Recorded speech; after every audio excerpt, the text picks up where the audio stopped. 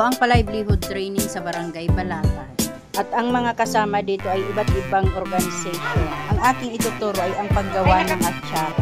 Ang mga ingredient, kinayod na papaya, carrots na hiniwang luya, singkamas, pasas. Kinayod na papaya ay inilagay sa mainit na tubig at pinigaan. At hiniwa ng pahaba ang sili. Ito ang mga sangkap ng atsara. Papaya, carrots, singkamas, luya, sibuyas, at pakuluan ang suka. Ihalo ang mga sangkap. At pag kumulo na, isali na sa pinigaang papaya. Haluing mabuti hanggang sa manood ang lasa. At isali na. At pag lumamig na, ilagay na sa jar.